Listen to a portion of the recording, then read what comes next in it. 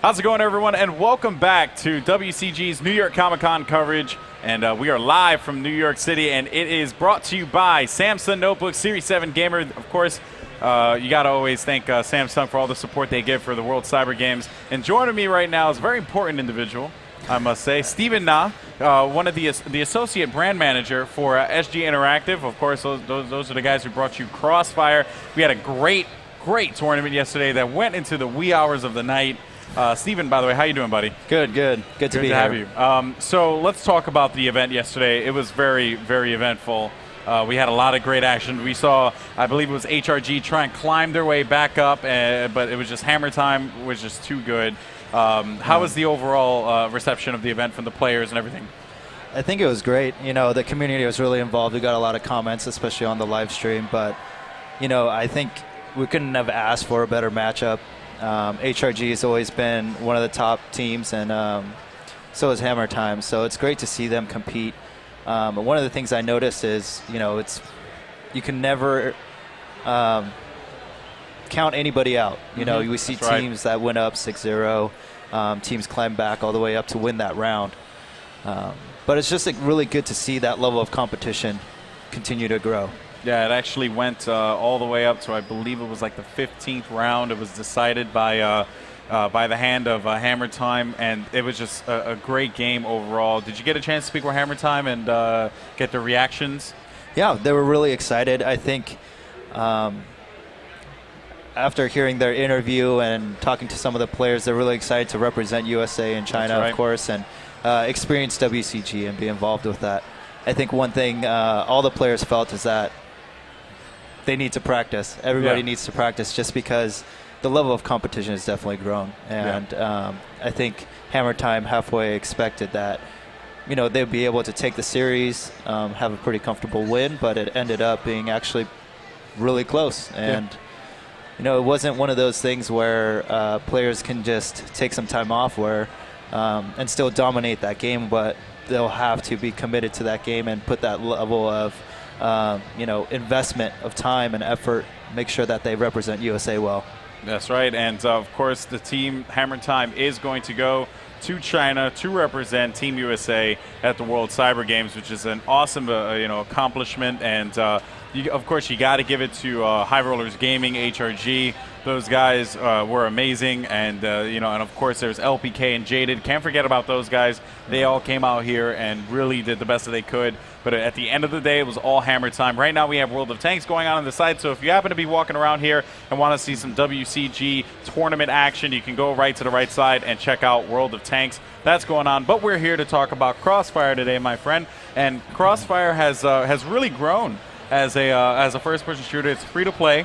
And it just you guys just released the mutation mode, or it was released a little while ago, but it's really gained a lot of popularity and traction. Tell us a little bit about the community reception so far of just Crossfire as a whole. Definitely.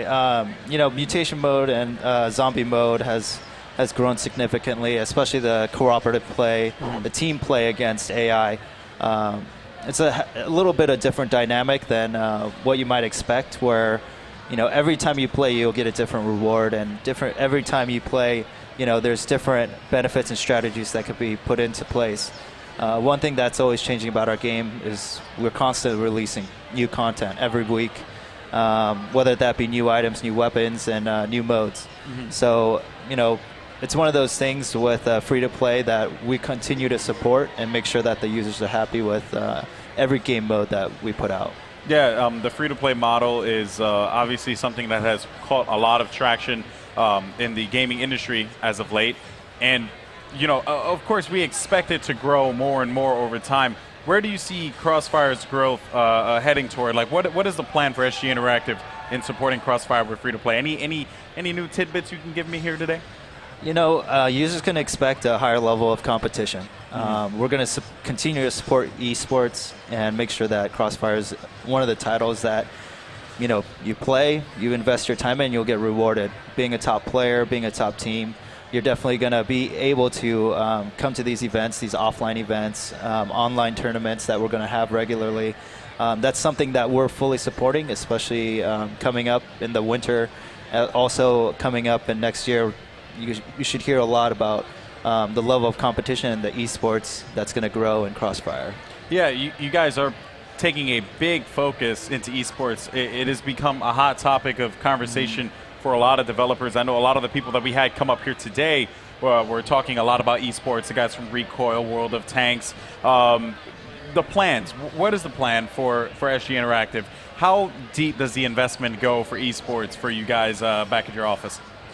You know, we want to provide the users. I mean, the whole principle of free-to-play is to eliminate all the barriers to the players so that everybody can have access, no matter where you are, globally, being able to play our game and then get involved into the competition. How SGI is going to support that is that we're going to have every level of competition. We're not just going to have the top tier esports championships like WCG or ESL, those types of leagues, but we're also going to have online tournaments for those casual users that might not be able to have the time to play every single day for a couple hours, but have those type of style, more casual, more fun, weapon-based tournaments that these users will, be able to enjoy the tournament as well as learn about the competition and the whole world of esports as a whole. Because I think, esports is yet to really culminate into where it's actually going to be in the next couple of years. Yeah, we do know that there is a lot of anticipation to see where the future of esports can go. I'm looking forward to seeing what Crossfire brings to the table in that regard. In regards to teams and the amount of teams that we have for Crossfire, how has that been? Like, how has that growth happened? Because I know, like, when it was announced for WCG a few years back, everyone was kind of like, Crossfire. I mean, like, they knew about the game, but they didn't expect to see it there. And it's definitely become a mainstay for WCG. What is I would say, how has the development of the teams been? What have you seen personally as far as, like, new teams coming up? Is the talent definitely increasing? The talent has definitely increased. I mean, you're always going to have crossover players where people can play Crossfire and some other FPS games. That's kind of the world of FPS where you could transfer your skills to multiple games. The thing with Crossfire that I think really has emerged is the whole strategic part of it. And that's something that we saw in the championship, the tournament here is, teams can't rely on an individual anymore. That, this is our star player, they're going to lead us to victory. You need a whole team now of 5 players, being able to work together, implement a strategy, especially, in tournament format in an open forum like this. The experience and being able to, have your skills in those long matches back to back, it brings about a whole new player. Really? Okay, that's awesome to hear. And one more thing that I am really interested about, you did mention weapon-based tournaments for your online events. Because Crossfire, is a free-to-play game, there are various weapons of different, strengths and all that stuff. Talk to me about the weapon-based tournaments that you guys have planned, because that's something I'm personally interested in. If I decide I want to play some Crossfire and we all just want to run around with the M16, noob it up, I would love to be able to do something like that. I mean, it's just an idea that's been rolling around and something that we definitely want to implement, just to kind of put in that fun factor as well as have some sort of competition. Every game, every FPS will have an underutilized weapon, whether that be a melee weapon or, a secondary weapon. But that's something that we want to have on an online basis for our more casual users that they could get involved with, playing with the pistols only, playing with a sniper rifle only. Things like that where, you're not just going to have the standard M4, AK, and people being able to, hone in those weapons and make those weapons their base, but, expanding that base, making the community more aware of the different weapons that are out there and how to utilize those weapons. Well, that's definitely going to be something that I'm looking forward to when I start getting into it, because I'm a PC noob, but I like to dib and dab a little bit with the with PC first-person shooters, of course. So a few years from now, let's say 2 years from now, where can you see SG Interactive taking Crossfire as far as an esports title? And to follow up to that question, where can you see SG Interactive taking Crossfire, period? What does the future hold for this title? I think there's just a huge room to grow, especially in the esports front. What we're looking to do is have more regional tournaments and have offline events available to the users. Something that they can really expose their team get exposure and show themselves as professional gamers. What that means is, we're going to have more regular online tournaments scheduled with obviously some partners that we're going to have to manage the whole online brackets, and then also getting involved with more offline events like Comic-Con, PAX, Gamescom, DreamHack.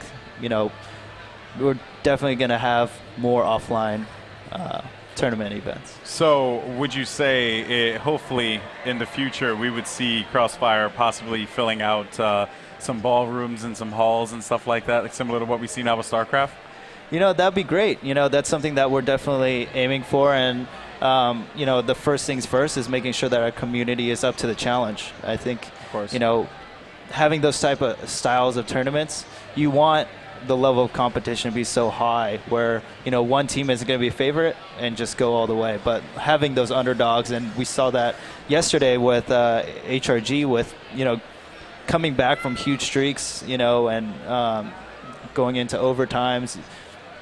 It's great to watch. Yeah. I don't think anybody really likes to watch a team that just rolls over everyone, but making sure that, the level of competition is there and the community is behind it. And that's our main focus, is to provide the community with a great game, support the community, and grow that competition level.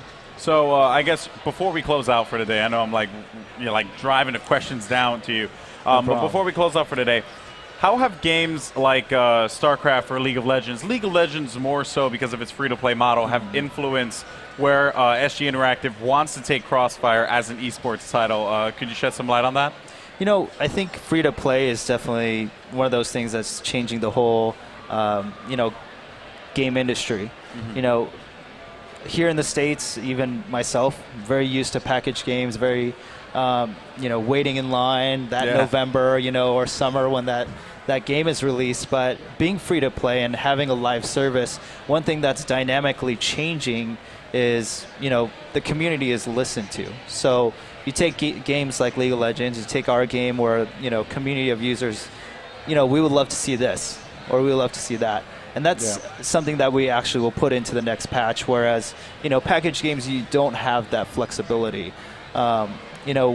As far as esports goes, I think League of Legends is a prime example of something that can grow to such a huge, huge event.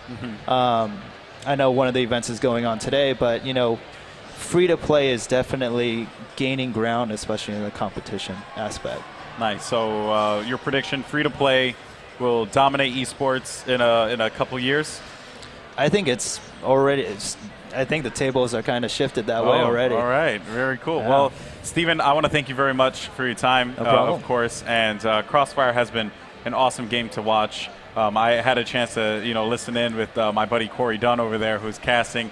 Right now he's casting World of Tanks, but he casted Crossfire yesterday, and he said he had a great time doing it. So it's good to hear a veteran like that who grew up with Counter-Strike really embrace Crossfire. So that's something really cool. But guys, this is Steven Na. He is the brand manager for SG Interactive. They're the developers of Crossfire. And if you guys want to check out Crossfire, where can they go ahead and download the game? Crossfire.com. If you go to z8games.com, depending on region where you are. If you're in Europe, go ahead and go to GameRage.com, and you'll be able to download our game for free, get in there, and start competing. Yeah, you can download right away and just hop into the zombie mode or the mutation mode. That's what I did. First game, I was playing mutation mode. That was fun. I had a good time. I got destroyed, though. But, then again, I seem to not have the best luck with games these days. In any case, though, thank you very much once again, Steven. I greatly appreciate it. Guys, make sure you check out Crossfire, www.crossfire.com. Coming up next, we're going to have the guys from Gazillion talk about Marvel Heroes. We're going to run some more character playthroughs, and that's going to be pretty awesome to check out, so don't go anywhere. This is the New York Comic-Con coverage brought to you by WCG, and, of course, this event is brought to you by the Samsung Notebook Series 7 Gamer. My name's Alex Mendez. We'll be right back. Don't go anywhere.